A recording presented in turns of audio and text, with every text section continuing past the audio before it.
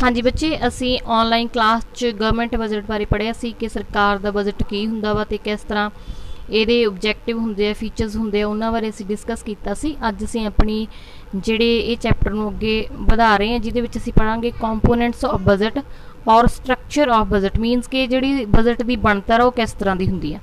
ठीक है, government at every level prepares it's budget, मतलब कि सरकार अपने हर लैवल ते जिहड़ा बजट बनाउंदी आ, जिहदे विच सेंट्रल लैवल ते हो गया, ठीक है, स्टेट लैवल ते हो गया, ये लैवल आ जाते हैं। At every level of government there is defined process of preparing budget. सरकार दे हरेक लैवल ते इनू बनाउण दी जिहड़ी प्रोसैस आ बेटा वो की आ डिफाइंड हुंदी है, मतलब कि पहला ही निर्धारित हुंदी है। presenting it before the representatives of people and getting it passed from those representatives। हाँ जी, इनू लागू करने तो पहला जिहड़े इन्हां दे विच सरकार जिहड़े लोकां द्वारा चुने गए नुमाइंदे हुंदे, मीनस के जिहड़े MLA होणगे जां साडे CM होणगे, ठीक आ, जिहड़े सरकार द्वारा चुने हुंदे आ, उन्हां नूं की है प्रजेंट किया जाता, मतलब कि पहला उन्हां नूं दिखाया जाता, इस तो बाद की इहनूं पास किया जाता वा। ठीक आ, likewise in every country also there is defined and different process of preparing budget.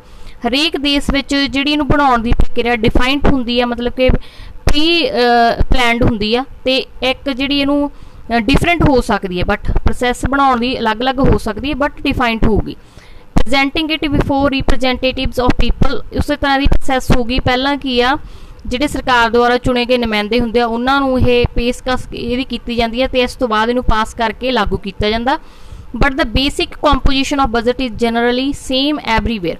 But जिहड़ी बनतर हुंदी है बजट की वो हर थां ते इक्को जी हुंदी है। ठीक आ, तो आप अपने जिहड़े बजट के स्ट्रक्चर नूं दो भागां च वंड सकते हैं। Revenue budget, revenue budget is that part of budget of government which includes revenue receipts and revenue expenditure of the government. हाँ जी, रैवन्यू बजट बेटा की हुंदा वा, बजट का वो पार्ट हुंदा वा जिहदे विच की आ रैवन्यू रिसीट्स से रैवन्यू एक्सपेंडिचर जिहड़े सरकार दे आ वो की आ वो दिखाई जांदे आ। ठीक है, हाँ जी, नैक्सट बेटा जिहड़ा साडा आ गया वो आ गया साडा कैपिटल बजट। कैपिटल बजट देखो बेटा की होगा, capital budget is that part of budget of government which includes capital receipts ते capital expenditure of government.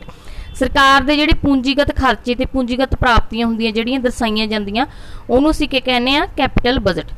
From the above discussion, it becomes clear that government gets two types of receipts under two components of budget।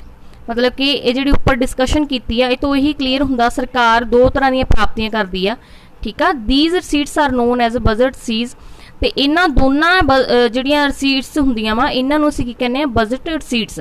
मतलब कि revenue receipts ते capital budgets नूं मिला के असीं साडी बन जांदी है budget receipts of the government। ठीक है बेटा, and those are some of revenue receipts and capital receipts। Similarly, government makes two types of expenditure। इसी तरह सरकार दो तरह के खर्चे करती है। ठीक है, this expenditure is also known as budget expenditure, ते इन्हां खर्चे नूं असीं की कहने आ budget expenditure। ठीक है बेटा, ये भी साडा revenue expenditure ते capital expenditure दा जोड़ हुंदा।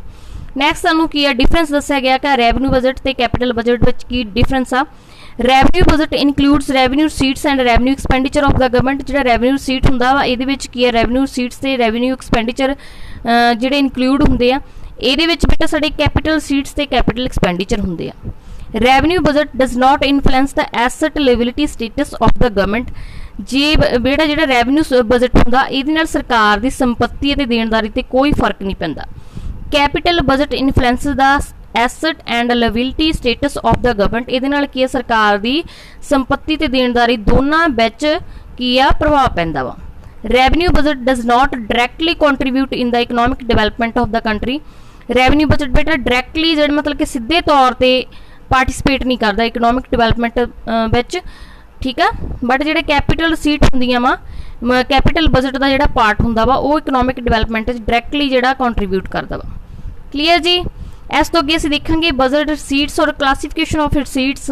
बजट रिसीट्स विच की इनकलूड हुंदा वा ते कैपिटल रिसीट्स विच की होगा। ठीक जी, budget receipts refers to that total monetary income received by government under its budget. हाँ जी, टोटल मोनेटरी इनकम हुंदी है, मतलब कि कुल आमदन हुंदी है जिहड़ी सरकार द्वारा प्राप्त की जाती है from all the sources during specific financial year. सरकार मतलब कि एक सालाना साल दौरान जिहड़े उहदे अलग अलग स्रोत आ उन्हां विचों प्राप्त की जाती है। these are total receipts of government। ਇਹ ਕੀ ਆ, ਸਰਕਾਰ ਦੀ ਕੁੱਲ ਆਮਦਨ ਹੁੰਦੀ ਆ। ਠੀਕ ਆ, ਦੋ ਤਰ੍ਹਾਂ ਦੀ ਆਪਾਂ ਪੜ੍ਹਿਆ ਵਾ, ਰੈਵਨਿਊ ਰਸੀਟਸ ਤੇ ਕੈਪੀਟਲ ਰਸੀਟਸ। ਹਣਾ ਇਹਦੇ ਵਿੱਚ ਅਸੀਂ ਡਿਸਕਸ ਕਰਾਂਗੇ ਰੈਵਨਿਊ ਰਸੀਟਸ ਕੀ ਹੁੰਦੀਆਂ ਵਾ। ਠੀਕ ਆ ਜੀ, the receipts which accrue to government in the form of revenue are known as revenue receipts। ਜਿਹੜੀ ਸਰਕਾਰ ਨੂੰ ਆਮਦਨ ਦੀ ਤਰ੍ਹਾਂ ਪ੍ਰਾਪਤੀ ਹੁੰਦੀ ਹੈ ਜਿਨ੍ਹਾਂ ਦੀ। revenue receipts neither create any liability nor cause any reduction in asset of the government।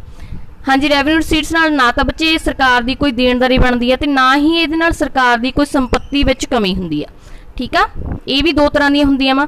Revenue receipts do not create, ਇਹਦੇ ਦੋ ਫੀਚਰਸ ਹੋਣਗੇ ਮੇਨ ਕਿਹੜੇ ਆ। Revenue receipts do not create any sort of liability for government because these are one sided payment. Revenue receipts ਬੇਟਾ ਅਜਿਹੀ payment ਹੁੰਦੀ ਆ ਜਿਹੜੀ ਕਿ ਸਰਕਾਰ ਨੂੰ ਪ੍ਰਾਪਤੀ ਹੁੰਦੀ ਹੈ ਜਿਹਦੇ ਨਾਲ ਸਰਕਾਰ ਦੀ ਕੋਈ ਦੇਣਦਾਰੀ ਨਹੀਂ ਬਣਦੀ। ਇਹ ਇੱਕ ਵਨ ਸਾਈਡਡ ਪੇਮੈਂਟ ਹੁੰਦੀ ਹੈ, ਮਤਲਬ ਕਿ ਇੱਕ ਵਿਅਕਤੀ ਦੁਆਰਾ ਪੇਮੈਂਟ ਕੀਤੀ ਜਾਂਦੀ ਆ, ਦੂਜੇ ਵਿਅਕਤੀ ਦੁਆਰਾ ਉਹਦੇ ਬਦਲੇ ਕੁਝ ਵੀ ਪੇ ਨਹੀਂ ਕੀਤਾ ਜਾਂਦਾ।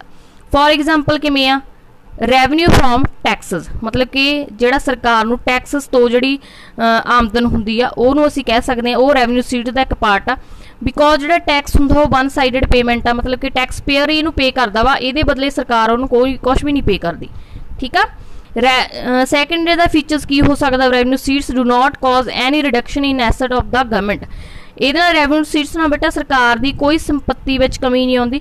Because government does not sell any good service ਔਰ ਐਸਟ ਟੂ ਗੈਟ ਰੈਵਨਿਊ ਰਸੀਟਸ। ਕਿਉਂਕਿ ਸਰਕਾਰ ਜਿਹੜਾ ਉਹ ਟੈਕਸ ਰਿਸੀਵ ਕਰ ਰਹੀ ਹੈ ਉਹਦੇ ਬਦਲੇ ਨਾ ਤਾਂ ਕੋਈ ਉਹਨਾਂ ਨੂੰ ਗੁੱਡ ਦੇ ਰਹੀ ਹੈ, ਮਤਲਬ ਵਸਤੂ ਦੇ ਰਹੀ ਹੈ, ਨਾ ਕੋਈ ਸੇਵਾ ਦੇ ਰਹੀ ਹੈ, ਨਾ ਕੋਈ ਆਪਣੀ ਸੰਪत्ति ਦੇ ਰਹੀ ਹੈ। For example, government does not provide any good or services to the taxpayer collecting tax from him। ਮਤਲਬ ਕਿ ਜਿਹੜੇ ਟੈਕਸ ਪੇ ਕਰਦੇ, ਟੈਕਸ ਪੇਅਰ ਟੈਕਸ ਪੇ ਕਰਦਾ ਵਾ ਤਾਂ ਉਹਦੇ ਬਦਲੇ ਸਰਕਾਰ ਉਹਨਾਂ ਨੂੰ ਕੁਝ ਵੀ ਰਿਟਰਨ 'ਚ ਨਹੀਂ ਦਿੰਦੀ। ਤਾਂ ਇਹ ਸਾਡੀ ਕੀ ਹੋ ਗਈ, ਇੱਕ ਰੈਵਨਿਊ ਰਸੀਟਸ। ਆਈ ਹੋਪ ਬੇਟਾ ਜਿਹੜੇ ਤੁਹਾਨੂੰ ਇਹ ਆਪਣੇ ਕੰਪੋਨੈਂਟ ਆ ਧਿਆਨ ਨਾਲ ਤੁਸੀਂ ਇਹਨਾਂ ਨੂੰ ਪੜ੍ਹਨਾ, ਜਿੰਨੀਆਂ ਵੀ ਇਹਦੀ ਵੀਡੀਓਜ਼ ਆਉਣਗੀਆਂ ਇਹਨਾਂ ਨੂੰ ਰਿਲੇਟ ਕਰਕੇ ਇਹ ਚੈਪਟਰ ਨੂੰ ਕੰਪਲੀਟ ਕਰਨਾ।